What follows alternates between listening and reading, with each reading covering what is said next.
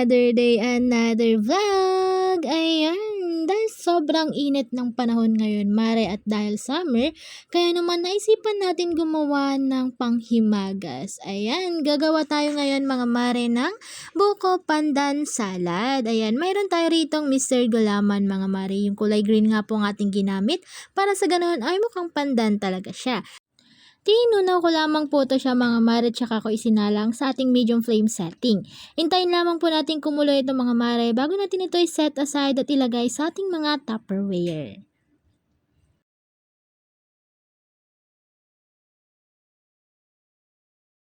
Sa puntong ito mga mare ay okay na nga po yan, at kaya naman patay na natin ang ating kalan at isalang na natin sa ating Tupperware. Ayan, ingat lamang po sa pagsalin mga mare dahil mainit po ito at baka kayo po ay mapaso.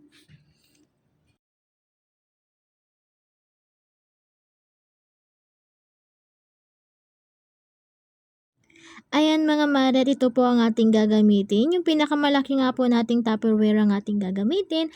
At saka natin isasalang yung ating ginawa na ating jelly or gulaman. Ayan. Pagkatapos nga natin yan na isalang mga mare, ay iset aside natin at ilagay sa ating freezer. Pero bago po yan mga mare, iparest rin po muna natin para sa ganun ay hindi masira yung ating lagayan. Dahil kapag basta-basta po natin inilagay yan sa ating freezer mga mare, ay baka masira po ito dahil sobrang init pa po niyan mga mare. Ayan. Ngayon naman mga mare, habang inaantay natin na tumigas yung ating gulaman, ay nagpakulo ulit ako ng tubig dito.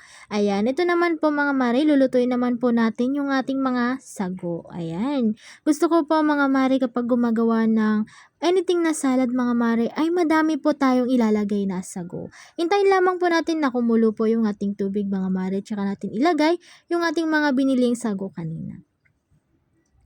Ayan mga mare, sa puntong ito, kumukulo na nga po yung ating tubig, kaya naman dahan-dahan na nating ilagay yung ating mga sago. Ayan, 5 sachet po ng sago yung aking binili mga mare. Ayan, mas madami pong sago, mas masarap mga mare. Dahan-dahan lamang po tayo sa paglagay, tsaka natin ito halu-haluin mga mare para sa gano'n na hindi magdikit-dikit. Ayan.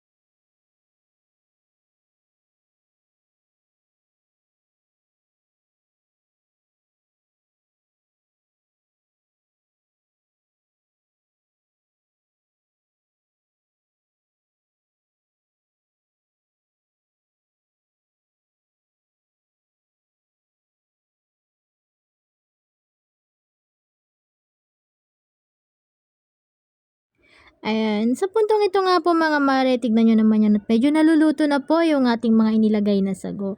Pero habang niluluto po natin to mga mare at pinapakulo, ay magbibiyak naman po tayo ng ating gagamiting buko. Ayan, bumili po ako ng 2 buko kanina na siyang ating gagamitin sa ating buko pandan salad. Ayan, atin lamang po itong bibiyakin mga mare. Pinabalat ko na po to kanina sa palengke at ayan, bibiyakin po natin para makuha po natin yung kanyang juice. Tsaka natin biyakin para sa ganun ay makuha naman natin yung pinakalaman na siyang gagamitin natin sa ating buko salad o buko pandan salad.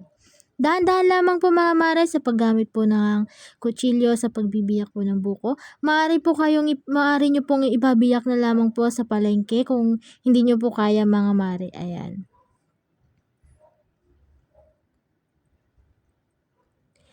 Yung buko juice nga po pala nito mga mare, sobrang tamis po at napakasarap nga talaga at napaka-refreshing mga mare.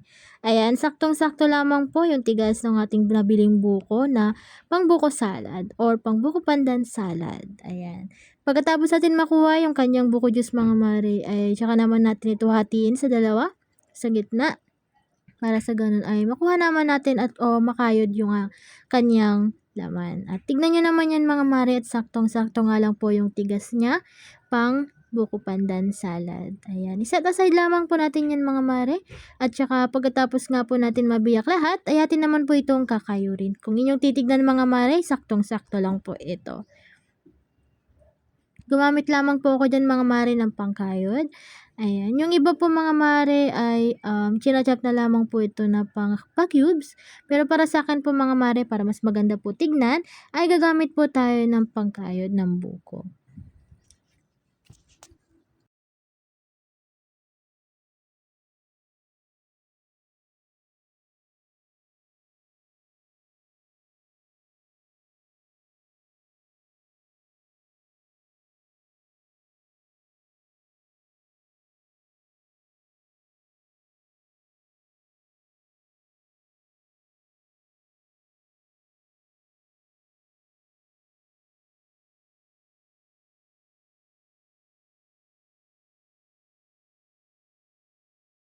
Napaka-perfect nga naman po talaga mga mare ng mga gantong panghimagas, lalong-lalo na po mainit po ang panahon ngayon. Kaya naman, kung ako po sa inyong mga mare, ay subukan niyo po ito sa inyong mga bahay. Ayan, kung nagsasawa na po yung mga anak ninyo sa coffee jelly or sa mga buko salad, try niyo po itong buko pandan salad mga mare. Wala po masyadong ingredients dahil lang sa 3 or 4 na ingredients mga mare, magkakaroon na kayo ng panghimagas. Ayan.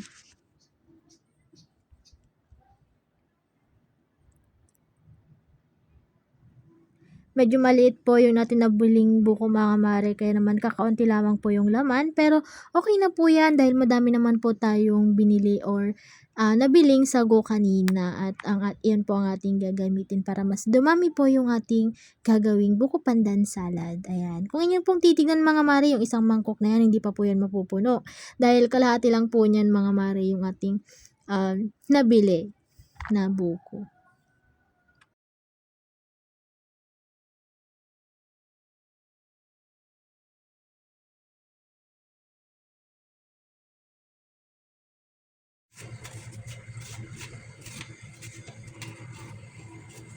Ang ganda ng pagkakaano niya dito. Muyag-muyag. Maganda yung ano. Yung gulang ay yung sago. Hindi siya yung parang lagkit na. Muyag-muyag. Ito na nga po lahat mga mare yung ating nakayod na buko. Kaya naman, balikan naman po natin yung ating nilulutong sago. Ayan. Kung inyong titignan mga mare, medyo okay na po siya. At lumambot-lambot na po siya ng kaunti. Lutuin pa po natin ito hanggang sa mawala ng tuluyan yung mga puti-puti niyan. At maging transparent na po siya ng tuluyan. Ayan. Hindi naman po required mga mare or hindi naman po dapat na kailangan habang pinapakulo po natin or habang niluluto po natin bukas pa po yung ating kalan. Dahil kahit naman po patay na po natin yan mga mare, ay maluluto naman po yan ng tuluyan dahil sa mainit na tubig nakababad. Ayan. Kung inyong titignan mga mare, medyo okay na po yan. Yung ganyan mga mare ay okay na po yan. Papatayin na po natin yung ating kalan at hintayin na lamang po natin na maluto po siya ng tuluyan dahil po sa mainit na tubig. Ayan. Kapag naging transparent na po yan lahat mga mare, pwede na po natin i-drain yung kanyang tubig at saka natin i-set aside. Mag-proceed naman po tayo mga mare sa ating mixture. Ayan, meron po tayo ditong creme densada. Bumili po ako ng 3 creme densada mga mare dahil sobrang mahal po ng Nestle cream ngayon. Kaya naman gagamit na lang po tayo ng creme densada para 2-in-1 na po siya. Pero mga mare, nagdagdag pa rin po ako dyan ng 2 condensed milk para sa ganun ay sakto lamang po yung kanyang tamis. Ayan. Ilagay lamang po natin yan ng paunti-unti sa ating mangkok o di naman kaya lagayan para sa ganun ay mahalo natin mamaya ng maayos mga mare. At ayan mga mare, kung inyong titignan dyan sa ating video mga mare, parang iisang condensed milk lamang po yung aking nailagay. Pero nagdagdag pa po ako pagkatapos ng video at hindi ko na rin po siya na videohan. Naglagay din po pala ako dyan mga mare ng keso. Hindi ko na rin po na videohan mga mare dahil nalobat po yung ating cellphone. Ayan. Pero ayan mga mare, halo-haloin lamang po natin ito hanggang sa mag-well combine yung ating mixture. Naglagay din po pala ako dyan mga mare ng konting amount ng water. Pero mga mare, kung ako po sa inyo ay kung mayroon pong buko juice, yung inyong nabiling buko, ay pwede po yun yung inyong ilagay para sa ganun po mga mare, ay mas may linamnam po ito. Okay lang naman pong gumamit ng tubig mga mare, pero mas masarap po kasi kung yung mismong juice po ng buko natin yung ating ilalagay. Ayan mga mare, nagdagdag lamang ako ng kalahating baso ng ating tubig. Pagkatapos nga niyan mga mare, set aside lamang po natin yung ating mixture at dahil matigas na po yung ating gulaman, ay atin naman po itong kakayurin. Ayan mga mare, kung inyong mapapansin po, kinayod ko po yan gamit po yung ating pinangkayod ng buko kanina.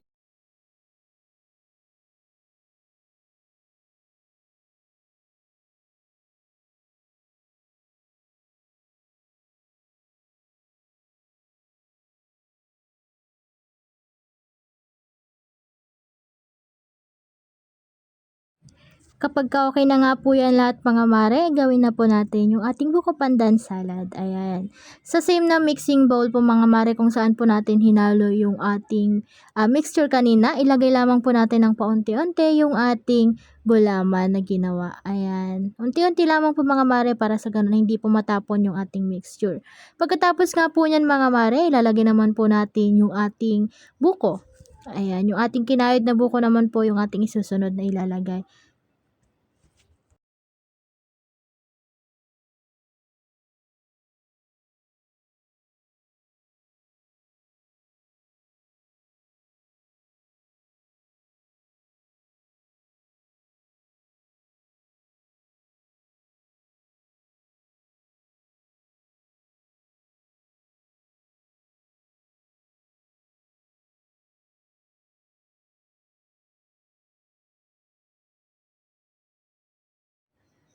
Ayan mga mare, ito lamang po yung ating inilagay pero sobrang nakakatakam na po siya mga mare. Tignan nyo naman yan at konti na lang ay aawas na po yung ating lagayan. Hindi na po siya kasya mga mare. At madami pa pong natirang sago dyan sa ating lagayan. Kaya naman po, pinalitan po natin yung ating lagayan mga mare or pinaghahaluan para sa ganun ay kasyang-kasya po siya lahat. Ayan. Ito na po mga mare yung ating buko pandan salad na perfect panghimagas sa ganitong panahon dahil sobrang init po. Paniguradong magugustuhan po ito ng inyong mga anak, kahit po ng inyong mga asawa or anything na matatanda mga mare dahil hindi po siya sobrang tamis. Sakto lamang po ang kanyang tamis. Balance na balance po mga mare. Ayan, hindi ko na po na-videoan mga mare yung paglalagay ko ng cheese pero naglagay po ako. Ayan, dahil tapos naman po tayo sa isang cooking video, gusto ko pong magpasalamat sa lahat ng mga walang sawang sumusuporta at nanonood sa atin. Maraming salamat po. Hanggang sa muli. Paalam!